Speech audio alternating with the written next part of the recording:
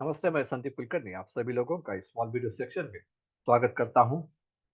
If treatment ladle is taken for pouring, the first metal from the ladle must be taken back inside the ladle as it is untreated and unnucleated metal.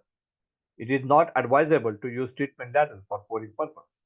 आज हम बात करने जा रहे हैं कि जब भी हम डक्टाइल आयन का पोरिंग करते हैं तो उसमें जो ट्रीटमेंट लैडल है उसे कभी भी आप पोरिंग लैडल की तरह इस्तेमाल मत कीजिए। कई बार हम देखते हैं कि वही लैडल में हम ट्रीटमेंट करते हैं, उस लैडल को लेके जाके पोरिंग करते हैं, तो वो करना एडवाइजेबल नहीं है। वो आपको मैं I will not advise you to use that.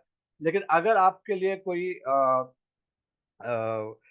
Compulsion है कि वही लैडल मुझे इस्तेमाल करना है, तो ये बात बहुत इंपॉर्टेंट आपको ध्यान में रखनी है कि जब भी आप, क्योंकि जो लैडल आप ट्रीटमेंट का पोरिंग में इस्तेमाल करने वाले हो, ज़ाहिर है उसमें आपको आपने टी स्पॉट लगाया हुआ है, तो जैसे ही ट्रीटमेंट शुरू हो जाता है तो पहले वाला अनइनोकुलेटेड या अनट्रीटेड मेटल आपके टी स्पॉट में आने वाला है, और जैसे आप उस लैडल को पोरिंग करने वाले हो, तो वो जो शुरू का जो स्पाउट का मेटल है, जो अनइनोकुलेटेड है, अनट्रीटेड है, और बाद में जाके वो कोल्ड भी होने वाला है क्योंकि वो जो स्पाउट का साइज़ है वो कम होता है।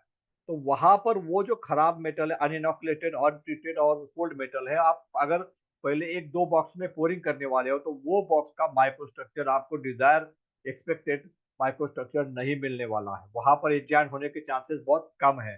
तो वो जो मेटल है, अगर आपका कंपल्शन है कि आपको ट्रीटमेंट लैडल, पोरिंग लैडल के तौर पर इस्तेमाल करना है, तो वो मेटल आपको ट्रीटमेंट लैडल से बाहर निकाल के वापस ट्रीटमेंट लैडल में डालना होगा, यानी रिंस करके back to the treatment ladle लेना होगा, ताकि वो जो शुरू का जो अनट्रीटेड और इनॉक्युलेटेड मेटल है वो रेगुलर मेटल में मिक्स हो जाए और आपका जो पूरा मेटल है वो यूनिफॉर्म हो जाए। तो ये बहुत इंपॉर्टेंट है।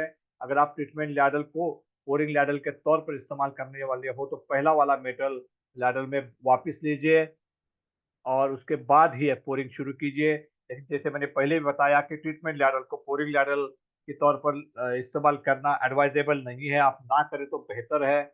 और उम्मीद है ये वीडियो आपको पसंद आया होगा, और इस वीडियो से जो जानकारी मिली उससे आपको काफ़ी फ़ायदा होगा।